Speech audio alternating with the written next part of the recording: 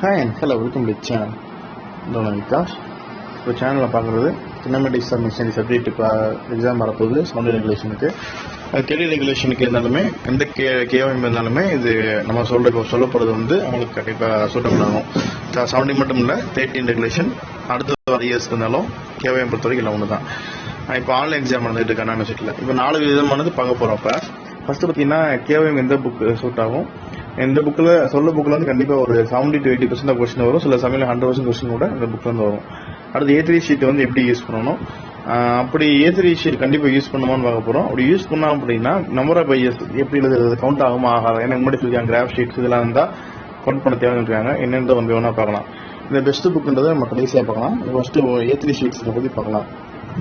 So A3 ஷீட்ஸை பொறுத்த வரைக்கும் இதுலேயும் வந்து நீங்கள் பார்டர் கண்டிப்பாக நீங்கள் A3 ஷீட்டில் பார்டர் போட்டு தாகணும். வரைக்கும் ட்ராயிங் நீங்கள் ஈஜி படிச்சிருப்பீங்க, பார்டர் போட்டுருப்பீங்க. அந்த பார்டர் நீங்கள் கண்டிப்பாக போட்டு தாகணும். போட்டுட்டு அந்த A4 ஷீட்டில் எப்படி நீங்கள் எழுதுனீங்களோ மேலே வந்து இந்த ரிஜிஸ்டர் நம்பர் இருப்பீங்க இல்லையா, சப்ஜெக்ட் கோடு நேமில் இருப்பீங்க, கீழே சிக்னேச்சர் பேஜ் நம்பர் யூஸ் இருப்பீங்க. என்னென்ன எழுதுனீங்களோ அது எல்லாமே வந்து A3 ஷீட்லையும் எழுதணும். A4 ஷீட்டில் இல்லாமல் A3 ஷீட்லையும் எழுதணும், கம்பல்சரி எழுதணும். ஸோ அந்த வந்து A3 ஷீட் ப்ரிப்பரேஷன் வந்து A4 ஷீட்டில் என்ன இருந்துச்சோ அதே மாதிரி தான் இருக்கணும்.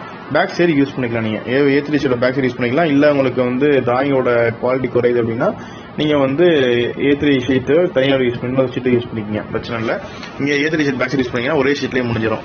அப்புறம் வந்து A3 ஷீட் கம்பல்சரி யூஸ் பண்ணணும் அப்படின்னு கேட்டிங்கன்னா உங்களுக்கு A3 ஷீட் எங்கே யூஸ் ஆகும், யூனிட் 2க்கு ட்ரீட்மெண்ட் தான் வரும். யூனிட் 2ல் வந்து பார்த்தீங்கன்னா வெலாசிட்டி டயக்ராம் ஒன்று இருக்கும். அப்புறம் யூனிட் 3ல் பார்த்தீங்கன்னா கேம் டயக்ராம் இருக்கும். ரெண்டில் மட்டும் தான் நமக்கு இது யூஸ் ஆக போகுது. மற்றதுக்கெல்லாம் நீங்கள் A4 ஷீட்டில் எழுதிருவீங்க. ஸோ ரெண்டு இதில் வந்து ஒரே ஷீட்டில் கண்டிப்பாக யூஸ் பண்ணுமானா உங்களுக்கு ஸ்கேல் கன்வர்ஷன் நல்லா தெரியும் அப்படின்ற பட்சத்தில் நீங்கள் வந்து என்ன செய்யலாம் அப்படின்னா உங்களுக்கு A4 ஷீட்லேயே வரைஞ்சிக்கலாம். நல்லா தெரியும் வரைஞ்சிக்கலாம். இல்லை எனக்கு பெருசாக இருக்குது என்னால் A4 ஷீட்டில் வரைய முடியாதுன்னு நினைக்கிறவங்க மட்டும் வந்து நீங்கள் A3 ஷீட் போங்க. ஆனால் EG எக்ஸாமுக்கு என்ன சொன்னாங்க அப்படின்னா கம்பல்சரி A3 ஷீட் தான் யூஸ் பண்ணணும் அப்டேட்ஸ் போட்டிருந்தோம். KOM கம்பல்சரி A3 அப்படிங்கிறது கிடையாது. நீங்கள் விருப்பப்பட்டால் A3 யூஸ் பண்ணிக்கலாம், அப்படி இல்லை அப்படின்னா A4 யூஸ் பண்ணிக்கலாம். இப்போ நீங்கள் A3 ஷீட் யூஸ் பண்ணுறீங்க இந்த சமயம் அப்படின்ற சமயத்தில் அது நம்பர் ஆஃப் பேஜ் கவுண்ட் ஆகுமானா கண்டிப்பாக அது கவுண்ட் ஆகும். எனக்கு கீழே வந்து பேஜ் நம்பர் அது எழுதணும். இப்போ பேஜ் நம்பர் எழுதும்போது எங்கே எழுதணும் அப்படின்றத பார்த்தோம்னா நீங்கள் A3 ஷீட்டை A4 ஷீட்டில் முடிச்சதுக்கப்புறம் கடைசியாக தான் வைக்கணும்.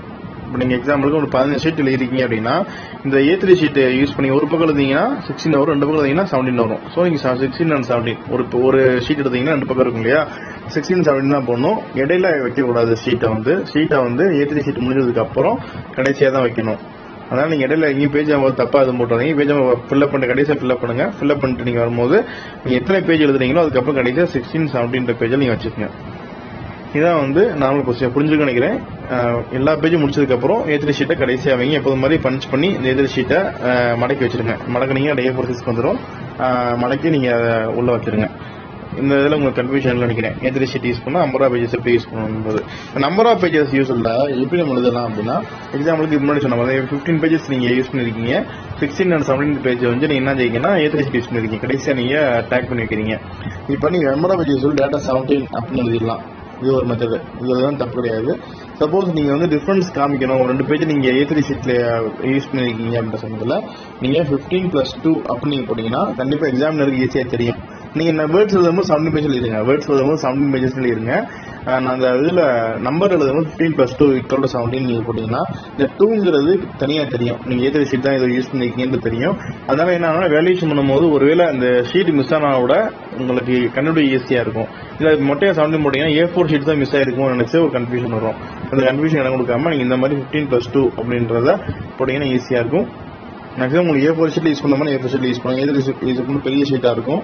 அதுக்கு நீங்கள் கரெக்டாக ஃபிக்ஸ் பண்ணி வரையிறது ஒரு கஷ்டமாக இருக்கும். ஸோ நீங்கள் A4 ஷீட்டு வந்து எனக்கு தெரிஞ்சு பெஸ்ட்டு. கேம் டயக்ராம் கூட வந்து நீங்கள் ஸ்கேல் கன்வர்ஸ் தெரிஞ்சு அப்படின்னா நீங்கள் A4 ஷீட்டில் யூஸ் பண்ணலாம். ஓகே. ஸோ இந்த இதெல்லாம் முடிஞ்சு. இப்போ KOMக்கு எந்த புக்கில் கொஸ்டின்ஸ் அதிகமாக வரும், எந்த புக்கு நம்ம நீங்கள் வந்து ரெஃபர் பண்ணலான்ற பார்த்தீங்கன்னா KOMக்கு ஃபஸ்ட்டு நீங்கள் ரெஃபர் பண்ண வேண்டிய புக்கு வந்து தியரி ஆஃப் மிஷின்ஸ், ஷார்ட்டாக எழுதுறேன் TOM, theory of machines by RS Khurmi அப்படின்னு ஒரு புக் இருக்குது. அது எஸ்சண்ட் பப்ளிகேஷன். அது வந்து எஸ்சண்ட் பப்ளிகேஷன். நீங்கள் அந்த புக்கை வந்து ஆன்லைனில் தேடினாலுமே உங்களுக்கு புக் கிடைக்கும், காப்பி கிடைக்கும். அப்படின்னா நீங்கள் ஒரிஜினல் வெர்ஷன் பார்க்கணும் அப்படின்னா எஸ்சண்ட் பப்ளிகேஷன்ஸ்குள்ளே போனீங்கன்னா நீங்கள் ஒரிஜினல் புக் வந்து டவுன்லோட் பண்ணிக்கலாம். டவுன்லோட் பண்ணால் காசு கொடுத்து அதை டவுன்லோட் பண்ணிக்கலாம். இல்லை நீங்கள் நெட்டில் தேடினீங்கன்னா கூட உங்களுக்கு வந்து கிடைக்கிறதுக்கான வாய்ப்புகள் இருக்குது. ஸோ அந்த புக்கில் இருந்து இந்த எஸ்சண்ட் பப்ளிகேஷன்ஸ் RS குர்மி அந்த புக்கில் இருந்து பார்த்தீங்கன்னா நீங்கள் பார்க்குற இந்த புக் தான் theory of machines by RS Khurmi J Gupta. இந்த புக் தான் வந்து கவர் பேஜ் இப்படி தான் இருக்கும். நீங்கள் வந்து நெட்டில் பாருங்கள். ஸோ இது வந்து HN அப்ளிகேஷனோட புக்கு. இந்த புக்கில் இருந்து எனக்கு தெரிஞ்சு 80 to 90% ஆஃப் கொஸ்டின் இந்த புக்கில் வந்து கேட்பாங்க. நம்பர் கூட மாறாமல் வரதுக்கான சான்ஸ் இருக்குது. இந்த புக்கில் வந்து மேக்ஸிமம் கொஸ்டின்ஸ் வரும். இது இல்லை அப்படின்னா வேறு எந்த புக்கிலேருந்து வரும் அப்படின்னா, இது இல்லை அப்படின்னா வேறு புக்கு வந்து இப்போ theory of machines by SS Rattan இந்த புக்கு. இந்த 2 புக்கிலேருந்து மட்டும்தான் உங்களுக்கு கொஸ்டின்ஸ் பார்த்தீங்கன்னா மேக்ஸிமம் வரும். அதில் அந்த குருமிலேருந்து கேட்ட சொன்னது வந்து அதில் மேக்ஸிமம் வரும். அதுக்கப்புறம் வந்து பார்த்தீங்கன்னா ஒரு 80% அதில் வரும், 20% இந்த புக்கிலேருந்து வரும். ஸோ 2 புக்கிலேருந்து மட்டும் தான் மாறி தவிர இதை தவிர வேறு எதுவும் வர்றதுக்கு ரொம்ப சான்ஸ் கம்மி தான் இருக்குது.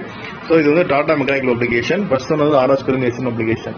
ஸோ இது 2 புக்கிலேருந்து தான் வரும். நீங்கள் ரெஃபர் பண்ணுற மாதிரி இருந்துச்சுன்னா 2 புக்கை ஃபாலோ பண்ணுறேன். கண்டிப்பாக இதில் கொஸ்டின்ஸ் தான் அப்படி நம்பர் மாறாமல் இது சான்ஸ் இருக்குது. நீங்கள் எக்ஸாம் முடிஞ்சதுக்கப்புறம் எப்படி இந்த கொஸ்டின்ஸ் எங்கே வந்திருக்குன்றது கமெண்ட்டில் சொல்லுங்கள். கண்டிப்பாக உங்களுக்கு நம்ம மற்றவங்களுக்கு ஹெல்ப்ஃபுல்லாக இருக்கும். நான் சொல்கிறது வந்து உங்களுக்கு எப்படி யூஸ்ஃபுல்லாக இருந்துச்சுன்னு கமெண்ட்டில் சொல்லுங்கள் எக்ஸாம் முடிஞ்சதுக்கப்புறம். வீடியோ கண்டிப்பாக யூஸ்ஃபுல்லாக இருக்குன்னு நம்புறேன். வீடியோ பற்றி லைக் பண்ணுங்கள், உங்கள் ஃப்ரெண்ட்ஸ் கண்டிப்பாக ஷேர் பண்ணுங்கள். தொடர்ந்து சேனல் சப்போர்ட் பண்ணி சப்ஸ்கிரைப் பண்ணுங்கள். நன்றி.